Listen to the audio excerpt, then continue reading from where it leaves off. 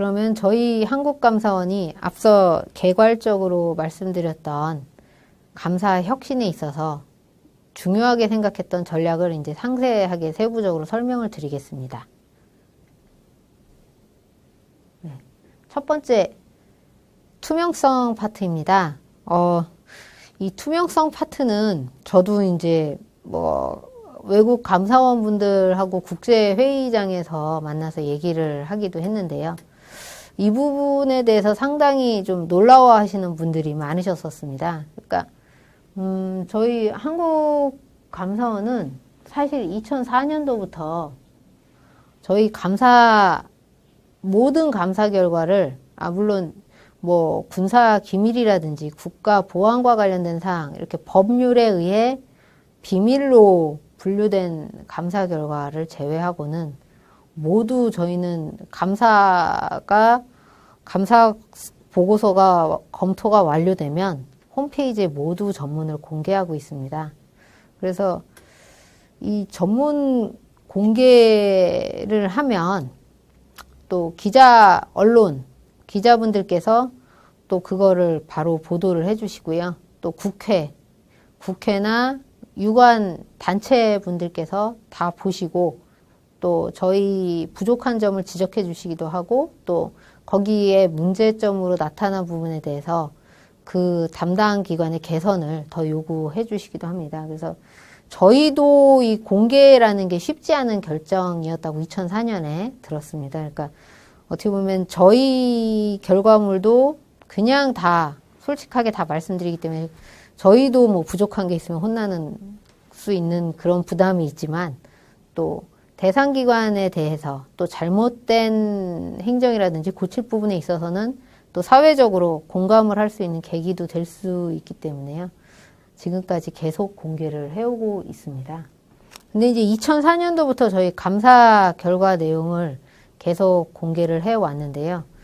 이 점차 이제 한 10년 정도 지난 2014년도 즈음 해서는 이 감사사항, 아까 말씀드렸듯이 국민 여러분이나 시민단체, 그다음에 국회, 이쪽에서 청구를 하시고 이게 대체 어디까지 진행이 됐는지, 언제쯤 결과가 발표되는지, 이런 데 대해서도 굉장히 문의가 많으셨습니다. 그래서 저희가, 진행 과정도 감사에 착수해서 지금 어느 단계까지 왔는지도 저희 홈페이지에 이제는 공개하게 되었습니다.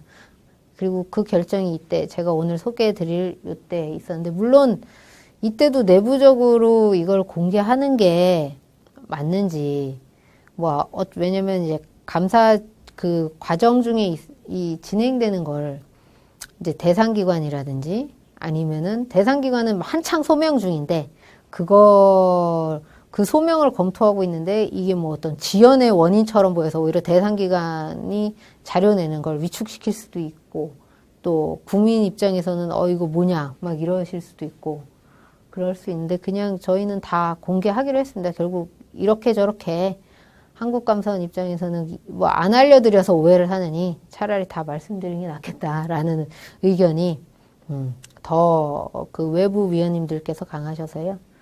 저희 진행 상황도 다 공개하고 있습니다. 그래서 여기 말씀드리면 개개별 감사뿐만 아니고 저희 1년 연 단위로요.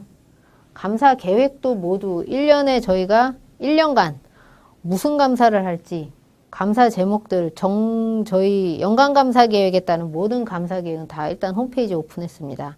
그러니까 올해 가령 중소기업 금융지원 실태 감사라든지 재정 건전성에 대한 감사라든지 이런 저희가 1년에 할 감사 계획들이 다 홈페이지에 올라와 있고요. 다음에 하반기쯤 저희가 아까 말씀드렸지만 외부에서 국민들 여러분께서나 국회 감사 청구라든지 아니면 공익감사 청구라든지 이런 감사 청구 국회에서 왔다든지 이런 청구로 인해서 감사 계획이 바뀌면 하반기에 한 번 더 수정을 해서요. 그 수정된 감사 계획도 한 8월 말쯤 다시 한번 홈페이지에 공개하고 있습니다. 그래서 1년에 2번 연간 감사 계획과 그 다음에 수정된 감사 계획을 공개하고 있고요. 다음에 두 번째로는 이제 개개별 감사 착수에 있어서도 그 감사를 지금 현장 감사에 착수했다. 그 다음에 그 감사의 목적은 무엇이고, 중점은 무엇이고, 기간, 감사의 기간은 언제부터 언제까지다라는 이런 개요 사항도 다 공개를 하고 있습니다. 그리고 이제 현장 감사를 마무리하고 들어와서 내부 검토 과정, 이제 감사 보고서 작성 및 내부에서 그 적정한지를 검토하는 과정도 저희가 6단계로 나눠 가지고요. 다 홈페이지에 지금 감사 완료해서 검토 중, 아니면 감사 보고서 작성 중, 이렇게 해서 다 홈페이지에 공개를 하고 있습니다. 예, 이런 섹션으로 저희가 다 하고 있고요. 그다음에 마지막으로 내부 검토를 거쳐서 감사 결과 보고서가 완료가 되면 그 감사 결과 보고서를 홈페이지에 풀텍스트로 공개하고 있습니다. 아, 여기서 물론 풀텍스트에서 보안, 그러니까 법률, 개인정보 보호에 관한 법률에 의해서요.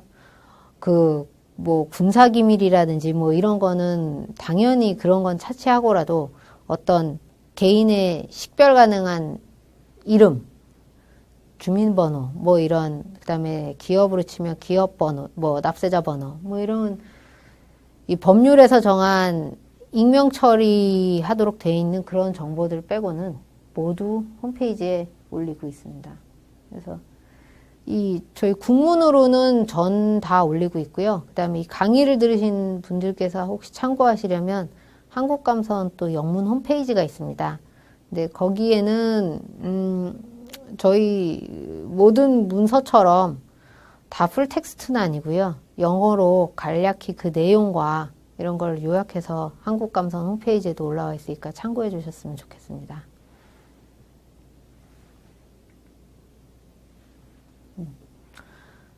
예, 그 다음에 두 번째 말씀드린 저희 민주성 관련입니다. 사실 한국감사원은 그 회계감사뿐만 아니고 직무감찰도 두 개를 동시에 수행하고요. 다음에 그 감찰과 회계감사 결과 이제 비위가 있는 공무원에 대해서는 공공기관이나 저희가 징계를 요구하기도 하고 수사기관에 고발, 수사 의뢰하기도 하고 또 수사 참고자료로도 넘어갈 수 있기 때문에요. 감사를 받는 사람 입장에서 물론 잘못한 부분을 충분히 그 부분 잘못한 부분이 있다면 거기에 대해서 응당 대가를 치르겠지만 뭐 그 과정에 있어서 좀 자기네가 이런 부분이 있었다, 이런 사정이 있었다, 뭐 누가 시켰다, 아니면은 이거는 내가 처리한 게 맞다 라는 거를 좀 충분히 들어줬으면 한다라는 말씀이 굉장히 많았습니다. 그래서 저희도 어쨌든 아까 정확성도 굉장히 중요한 감사 품질이듯이 그 정확한 감사 결과를 위해서 그러면은 대상 기관의 그런 의견 청취를 좀 더 늘리자라는 내용이 많았고요. 이것은 아까 말씀드린 민간위원들로 구성된 감사혁신위원회에서도 강하게 요구되는 사항이었습니다. 그래서 저희가 이 민주성에 대해서 굉장히 보강을 많이 했는데요. 이것도 여러분들께서 저랑 현장에서 같이 이야기하거나 국제회의에서 만나면 굉장히 관심을 많이 보이셨던 파트이긴 합니다. 그럼 먼저 간략하게 먼저 설명을 드리겠습니다. 저희가 뭐 모든 감사원, 세계 모든 감사원들이 마찬가지시겠지만 질문 답변서는 이건 민간 회계감사에 있어서도 마찬가지고요. 마지막에 우리가 발견한 이 감사 지적 내용들을 정리해서 대상기관에 보내고 거기에 대한 의견을 받아서 최종 저희의 의견을 정리하는 그런 과정인데요. 그 다음에 들어와서 저희가 그 답변서를 보고 저희 보고서 중에 있었던 오류라든지 아니면 좀 더 다듬어야 될 부분들을 정돈을 하는데, 이걸 떠나서 이렇게 많이 좀 저희가 도입했는데, 먼저 감사를 수행할 때 있어서는, 현장에서 감사를 수행하는 단계에 있어서는 이 감사 완료 때 이 질문 답변서뿐만 아니고 이 마지막 실제 그쪽 기관장이나 그 어떤 사업의 총괄 책임자를 부르고 그 아래 이제 실무자랑 같이 직접 그 감사를 현장 반장, 총괄 반장했던 과장, 감사 과장이면 감사 과장이 가서 그분들께 직접 저희가 뭐 확정은 아직 안 됐지만 발견한 사실들, 파인딩에 대해서 말씀을 드리고 그쪽에서 아, 이건 수정을 하겠다. 아니면 이 부분은 감사원이 좀 잘못 판단하고 있거나 오류가 있으니까 이건 좀 다시 검토를 해달라라는 의견을 먼저 듣는 과정을 좀 더 보강을 했습니다. 그래서 예전에는 감사를 마치고 조금 시간이 있었다면 요즘은 감사 현장 종료일에 파인딩에 대해서 감사 과장이 직접 가서 그 전반적으로 설명을 하는 그런 걸로 좀 더 보강을 했었습니다. 다음에 이제 이 부분이 여러분들께서 원래는 관심이 많으셨던 부분인데요. 이제 들어와서 결과를 검토할 때 이때 보강이 굉장히 많이 됐습니다. 그러니까 첫 번째는 이 대심제도입니다.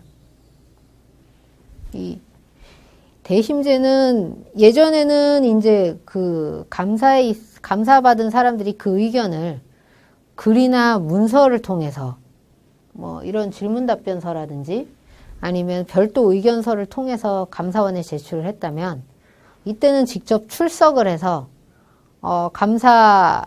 감사위원들, 그러니까 저희 감사원의 감사 결과 보고서는 감사위원회를 거쳐서 최종 결정이 되는데요. 감사위원 분들께 그 소위를 열어서 거기에 참석을 해서 자기가 직접 소명할 수 있는 위원님들 앞에서 그래서 그런 걸 맞았습니다. 그래서 특히 이 부분은 선택을 할 수도 있고요. 아니면 이제 징계 대상자거나 하면은 필수 절차로 대심을 열게 됐습니다. 그래서 자신의 의견, 뭐, 와서 자기가 정말 잘못했다라고 해서 이렇게 얘기하시는 분도 계시고, 정말 이 부분은 억울하다. 아니면 좀 감안을 했으면 좋겠다라는 부분을 직접 와서 자기의 의견을 직접 위원들께 와서 다시 한번 설명하는 그런 대심 제도를 도입했고요. 다음은 감사권익 보호관 제도를 만들었습니다. 이거는 일종의 변호 제도입니다. 그러니까 자신의 의견을 가지고 저희가 외부의 변호사분 한 분을 이제 저희 감사권익 보호관으로 지정을 해서요. 대상 기관의 감사 중에도 알려드리고 감사권익 보호관이 있으니 활용하십시오 하면은 자기 억울한 점을 해서 권익보호관에게 제출하면 이 마지막 위원회 단계에서 이 변호사신 권익보호관님께서 참석하셔서 이분 입장에서 얘기를 하십니다. 그래서 외부 변호사의 조력 뭐 아무튼 그 조력에 가까운 뭐 권익보호관 제도 저희가 도입을 했습니다. 그다음에 감사 결과 보고서 또 저희가 개편을 했는데요. 형식에 있어서 아예 그 대상 기관이 준 의견을 오피니언을 아예 쓰는 칸을 아예 만들었습니다. 그래서 저희 감사 결과 보고서가 어떻게 구성이 되어 있냐면 그 문제점과 예전에는 저희가 발견한 문제점과 그래서 개선 사항 이렇게 크게 두 개로 분류가 돼 있었는데 그 사이에 감사받은 기관의 의견 칸을 해서 대상 기관이 이거에 대해서 수용을 하고 이런 방식으로 고치겠다라고 했으면 그 내용을 쓰고요. 아니면 대상 기관은 이 감사 결과가 잘못됐다고 주장하고 있다. 이런 이유로. 그러면 저희가 그 주장 이유에 대해서 합당한 거는 이런 이유로 합당하고 받아들이기 어려운 부분은 이런 이유로 받아들이기 어렵다 해서 그대로 개선을 통보하는 걸로 이렇게 직접 대상 기관의 의견을 쓴 칸을 아예 만들었습니다. 그래서 이 의견은 이런 Q&A에서 왔던 의견서 뿐만 아니고 이런 권익보호관 아니면 대심에서 있었던 의견을 반영해서 다시 한번 발표할 때도 적어서 발표를 해주고 있습니다. 그리고 마지막으로 감사가 끝나면 저희가 다시 감사를 받은 기관들 뭐 분기면 분기, 반기면 반기 해서 그 감사받은 기관들을 외부 설문조사 업체에 의뢰해서요. 감사 만족도 조사를 합니다. 그래서 감사 받는 과정에서 어떤 문제점, 전문성, 또 감사에 있어서 어떤 부적절한 행위가 있었는지 이런 부분들을 설문조사, 외부 업체를 통해 설문조사를 해서요. 거기 보면 좀 가감 없이 의견을 기재한 부분들이 또 많습니다. 그래서 저희가 그런 부분들에 대해서도 또 다 분석을 해서 그 감사부서에 통보를 하고 원인 조사를 해서 개선하려고 노력하고 있습니다.